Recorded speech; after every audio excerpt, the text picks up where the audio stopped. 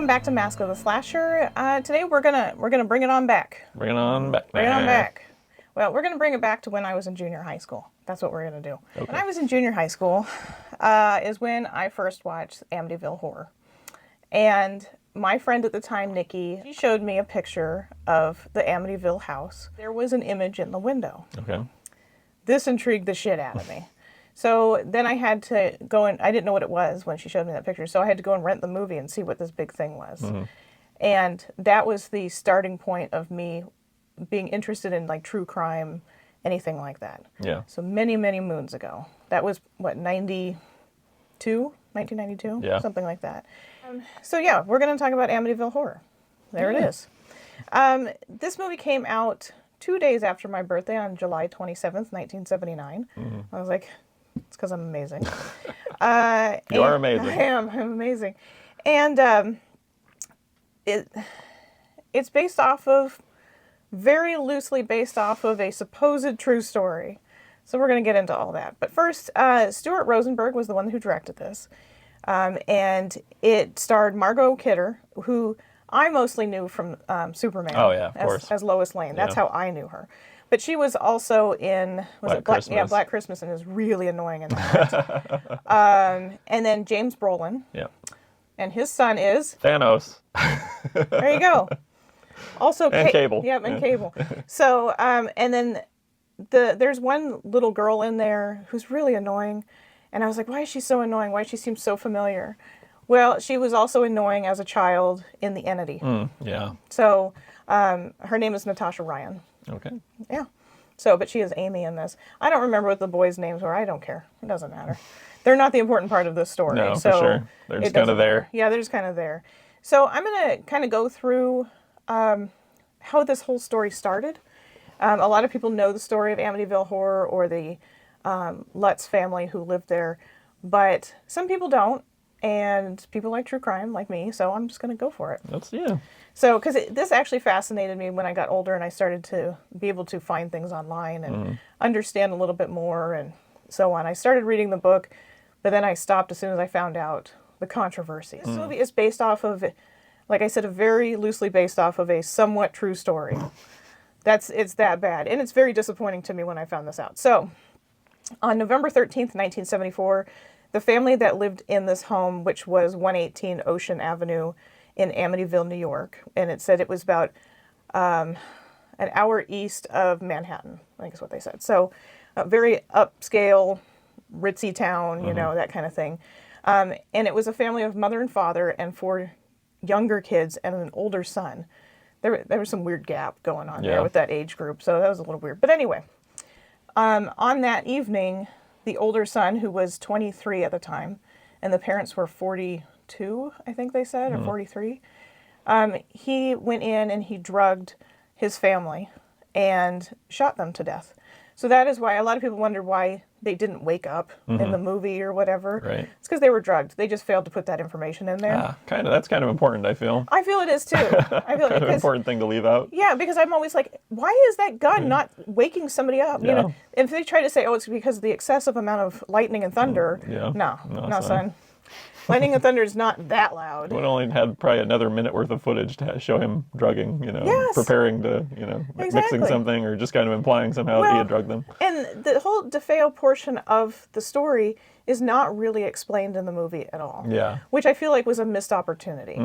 But I also wonder, I mean, it was based off of the book. Yeah. But I wonder if there was some sort of situation with that, legally. Yeah. Who knows? There's a lot of who knows with this story. So Indeed. Ronnie DeFeo, he was arrested. He said that he found the family like that. I'm like, come on now. And his claim was that the voices told him to do it. Voices, right. That's what they all say. Yeah.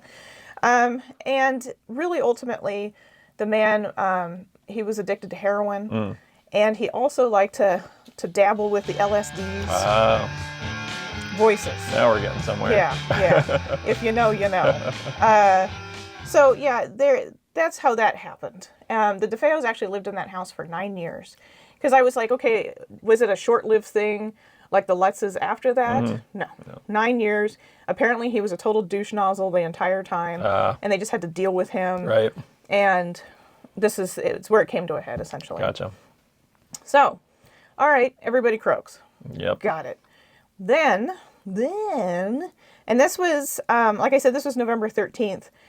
Maybe, let's see, they moved the Lutz family bought the home in December 1975. So the house sat empty for a while, obvious reasons, had a hard time selling it. And so then the realtor was like, let's put it out on the market and show it to people and try to get them in. And that's what they did to the Lutz family. They were all excited about it because the price of the house, although $80,000 sounds phenomenal right now, it was still a high point for the Lutz family because of the children. Well, back then. Yeah. And he was a contractor, so they just didn't have a lot of money, but it was a discounted price because of the murders. Right. But for some reason, the Lutz family, not very intelligent, didn't know that's what happened in the house until after they were excited. Then the realtor told them, I guess I should have told you. Yeah. I'm like... Do you not watch the news? Right, I would imagine this was a pretty big story. One would think. Yeah. So a little. Yeah. Anyway, so they buy this house and they're in over their heads financially, definitely. But the house, of course, when the DeFeos were murdered, things stayed in the house because people were dicks and just didn't empty out the house. Right. So the sale of the house also came with the furnishings. Gross. Yeah, I don't know. No. So the kids were sleeping in the children's beds that they were shot in. The parents' bed frame. Remember we said, look at that stupid bed frame. Yeah, and they're stepping all over it. Yeah, and I want you to know, I'm going to put up some crime photos like this one. And the bed frame that they used in the movie looks really similar to the real one. I was like, that's pretty good.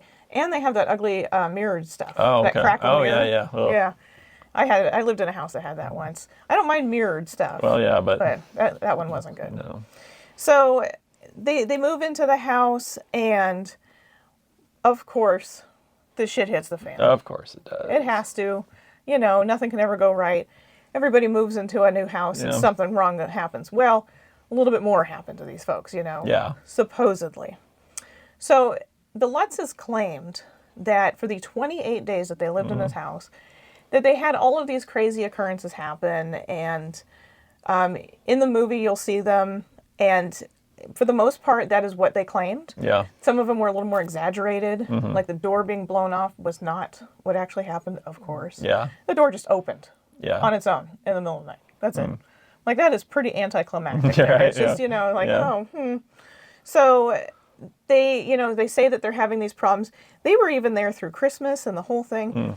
And I thought that this was a missed opportunity for the movie because it tugs at people's heartstrings Christmas-wise, Yeah. So I was kind of surprised because they placed this in fall, not December. And December in New York is going to be snowy as shit, and maybe that's why they didn't want to do it. They didn't want to film in the snow. Deal with it, yeah. But it kind of took away from it. Yeah.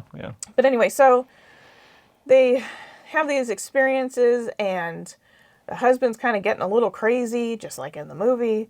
And what I just learned a few minutes ago by watching a really annoying documentary was that in the movie there's a red room that the psychic friend, the annoying psychic friend friend's finds. hotline. Yeah, psychic friend's hotline. Miss Cleo comes in and she's like, "Hey, let me open up that wall for you." Yeah. So anyway, that annoying friend opens up the wall, but actually what happened is there was just a bookshelf in front of it. I'm like, you could have just, and that's it. Yep.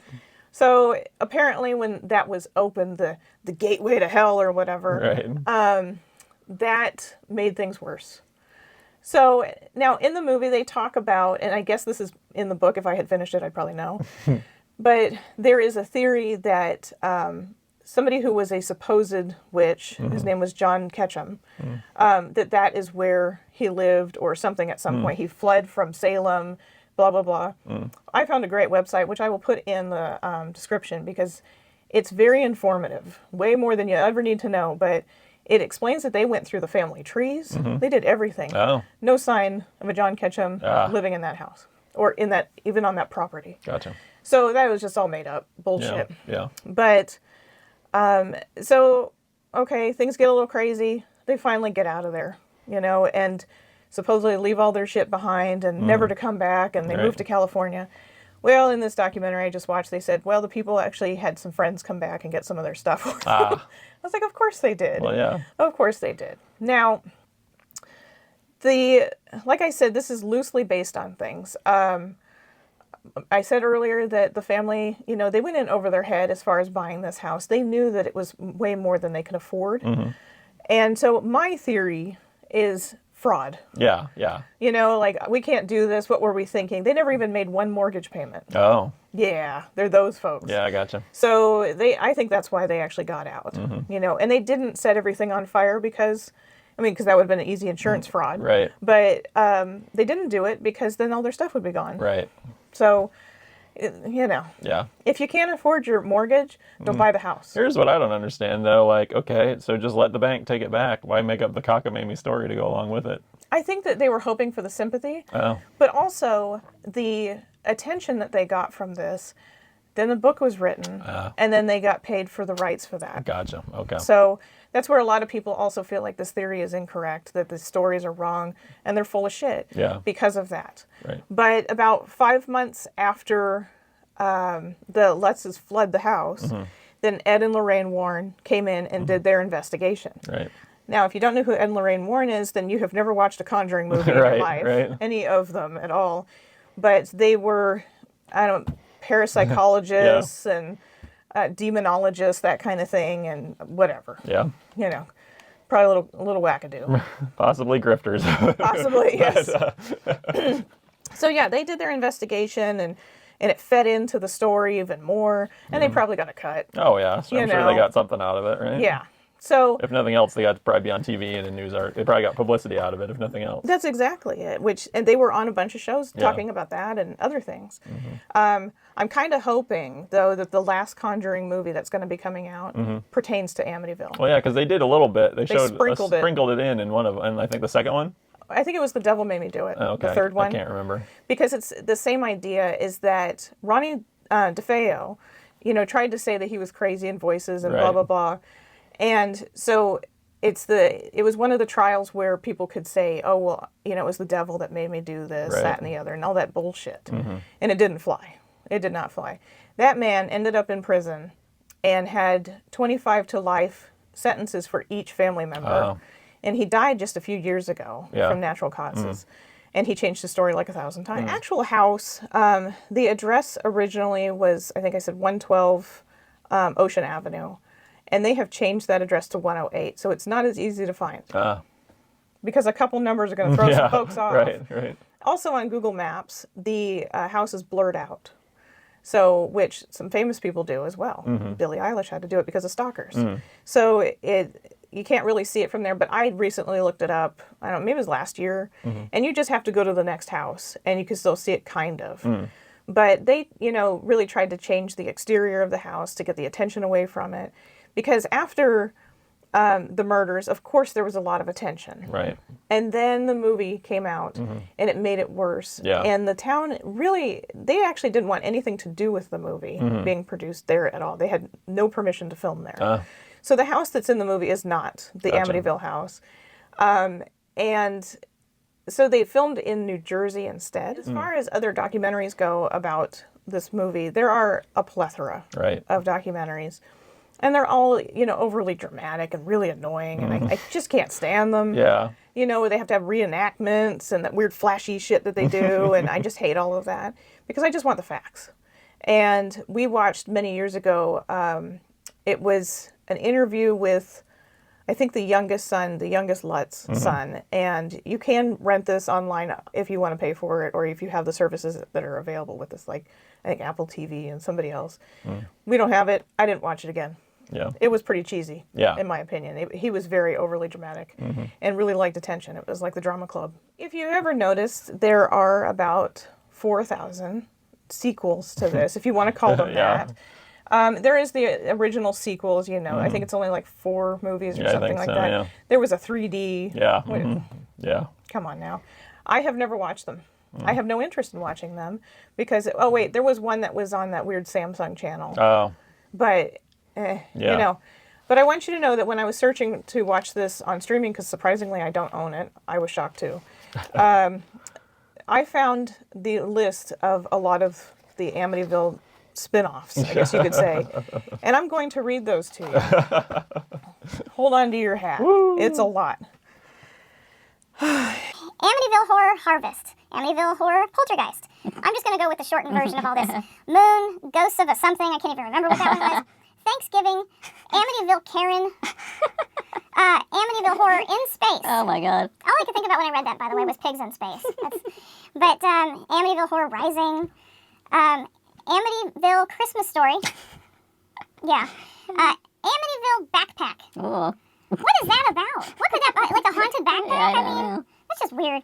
Amityville Clown House, Amityville Scarecrow 1 and 2. Oh, wow. Because 1 was amazing. One was not enough. Had to have 2. Amityville Hex, Cult, Frankenstein, Emmanuel, Curse, Amityville Cop, Amityville Hood. Oh my god. And let's see, Amityville Ripper, which just made me think of like somebody farting in the house. Yeah. Once Upon a Time in Amityville, Amityville Bigfoot. So that's just, yeah, there is. That's just some of them, okay? Now, why these needed to be made, I don't know. Yeah. And I have said recently that I really don't like remakes. Right. That's, you know. It's just people trying to capitalize on the name. 'Cause Exactly. It's such an infamous name. Just like the Carrie stuff, just like the I Spit on Your Grave stuff.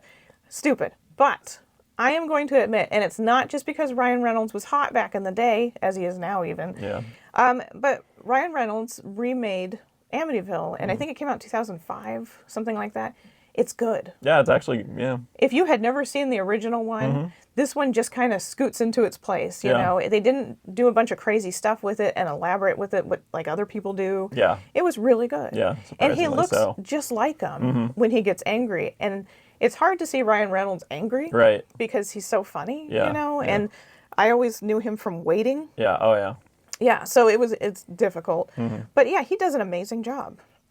So if you need a remake of it for any reason, or if you just want to watch hot Ryan Reynolds out in the rain, there you go. There's your sign. There you go. Yeah. So, but other than that, I don't think that there was anything else that was worthy remake wise. No. This is once again, you know, it's one of those stories that it is handed to you on a silver platter. Yeah, oh yeah. And then people go and fuck it up. Amityville Horror, the movie, it wasn't. I mean, back then people were gullible, Yeah. didn't know any better, and they didn't have the internet to search everything. Right. So they didn't know any better about this, and it probably scared the shit out of them. Yeah, yeah. A couple things in this movie that I noticed, there isn't a lot of big details to notice, Yeah. in my opinion. But at one point, George has just had enough. Yeah. He's had enough of that woman talking back to him. Yeah. He's had enough of that cold-ass house. Yeah. So he goes to a bar, and the bar is called Witch's Brew. Yeah. That's them trying to tie in that John Ketchum theory, you know, and it's like, come on now. That's just a dumb name. I'm sorry. Lame. Yeah.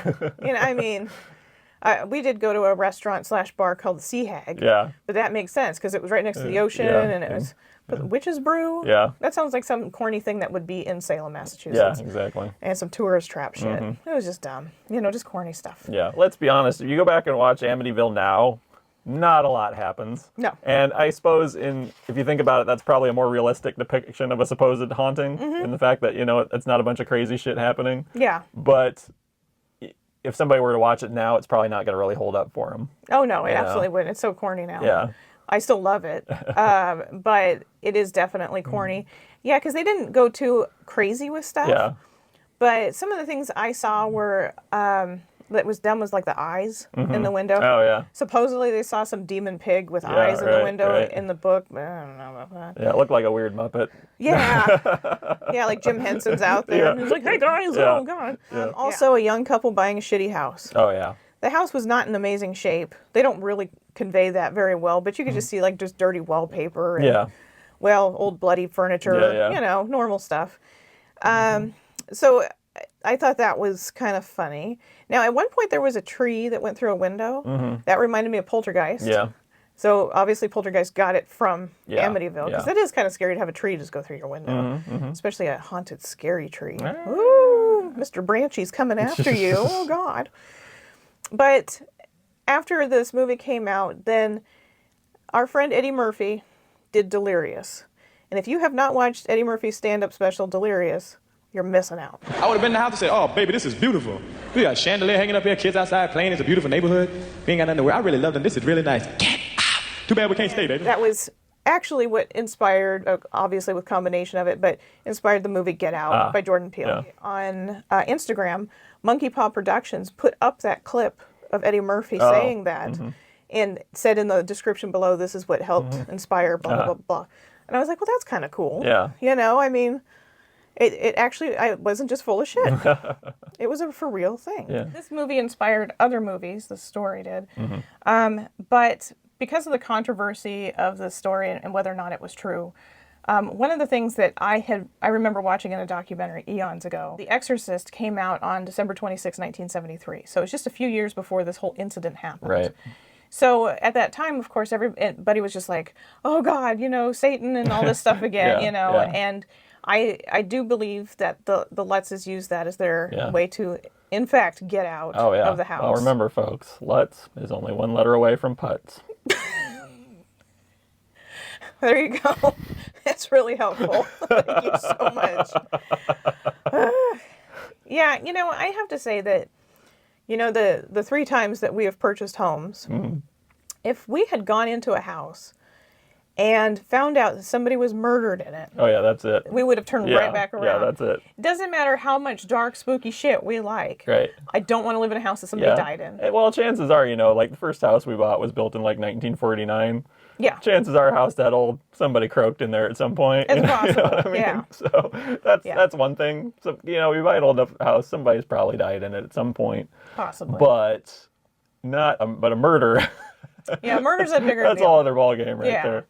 And I don't know if you all know this, but certain states require to Disclose that disclose it. information, But and California is one of them. One of our 3 houses was in California, and so they had to disclose whether or not it happened. Right. And nothing happened in that house. It wasn't as old as the wasn't first old house. enough. Yeah, but even our old house in Iowa, the first house, I think I asked if something had happened because that was our first house, and that's the first thing I think of course, is somebody Right. croak in this house, and it definitely could have happened because of the age of it. But I think the only curse of that house was the tiny kitchen. Right. You know, everything else was and some bad workmanship Well, yeah. from the prior And owner. some horrible paint color choices. Yes. Other than that. Horrible. Poo-poo pee-pee colors Yeah, everywhere. Oh, it was bad news. And dog hair. Oh, yeah. God, if you sell your house, go vacuum it. Seriously. Clean the house before you hand it over. That's Yeah. just rude. Oh, and their laundry. Remember they Oh, had to that's come right. pick up Yeah, their I laundry. forgot about that, yeah. So there was a couple curses, you know, but nothing, no ghosties, No. nothing like that. It was and the power went out all the time, but that's because yeah. old as shit, you Yep. know. But and then this house in particular, this one does have a weird feeling to it. And Josh was not with me when I came to see this house, but it did have a weird feeling, but I still felt okay enough to buy it. Yeah. And one of the families that originally owned this house did in fact die. Don't know if they died here, because I haven't found that information. But when we were, you know, the last couple of years, we've had to clean up the prior owner's messes and all that. And one of our downspouts is being held up by part of a gravestone. Yeah. And now I even looked that person up because it's enough for me to see, but I couldn't tie it to anything. Still creepy though. Oh, yeah. I mean, really? Yeah. And I'm totally leaving that here if when we move. And the only curse of this house is our neighbors. Yeah. Well, I mean, there's some pretty shitty workmanship in this house too. Yeah, but we've done a lot to Yeah. rectify that situation. Yeah, So. can't do anything about those folks. Nope, unfortunately. So when you buy a house, if you see and find out that there's somebody had croaked in that house, especially a murder, just turn around. Yeah, and you know, the neighbors, they were really quiet for a couple days, didn't put their garbage out, and we thought maybe they had been Amityville'd, but it turns out no. We were pretty bummed. To be honest with you, we were a little bummed. We were like, "Oh, finally!" I thought, "Oh, we could just buy their house because it's bigger and that's tear right. this piece of shit down." That's right. No. Then we heard them screaming again, and that was it. Yeah, jerks. But anyway, I mean, this movie is definitely in my top 10 of horror. So that's also why it's surprising I don't own it. Yeah. I'm going to have to go buy the Blu-ray unless somebody out there would like to send one to me. You know, I'd appreciate it. But it is an amazing movie. And like I said, it did get me into true crime because these murders were shocking. Not even the ghosty stuff. Oh, yeah, even besides that, yeah, absolutely. It's just a shocking situation to have and so terrifying that is such young children that were killed in this house. I just can't even believe it still. Yeah. And it's not like it doesn't happen and hasn't happened since. Right, but this story is just so well publicized that Exactly. We don't all hear about every single murder out there. exactly. But this one, well, you know, news was slow back then. If you Yeah. haven't watched this is a classic. You do need to see it. For sure. It is a staple in horror. There is not gore per se, but it's terrifying when you were a kid. Yeah. That's how I look at it. But I think it's one of those things where you kind of have to see, just to have a well-rounded Yeah, oh yeah, idea for of sure. horror. I think this is definitely an important one Yeah, for that. yeah, it's definitely one of those foundational movies from the 70s that kind of influenced so much of what happened in the 80s and beyond as far as haunted house stories Yeah. and stuff like that, I think, for sure. Yeah, because I don't think the Poltergeist thing would have Yeah. come out. And that's supposedly based off of a true story, too. I don't know. Yeah. You know, Josh and we're skeptical about a lot of things. Oh, yeah, for sure. I do believe there's ghosts. I don't believe in Satan Right. and demonic No. spirits. No. I feel like a lot of people just blame demonic spirits. And if they did exist, they'd be like, what the fuck? Yeah. What did we do? Yeah, We didn't exactly. do anything. We're just sitting here being evil. That's Shit. right. Gosh. And then they wrote that song, Am I Evil? Yeah. But anyway, I think that's it for this one. Yeah. Have you seen it? I hope you've seen it. Have you seen all those Yeah, ridiculous have you seen any of the remakes? ridiculous spin-offs? I'd love to know Yeah. about those. I don't Or- want to watch them, but I just want to know. What about the Ryan Reynolds one? Did you see that one? Do you agree with me that this was in fact a good remake? Yeah. You know, I will watch it anytime it happens to be on. I was just happy that they didn't butcher it. Right. So that's always a plus in my book. So anyway, I think that's it. Yeah. And we'll see you next week. Bye.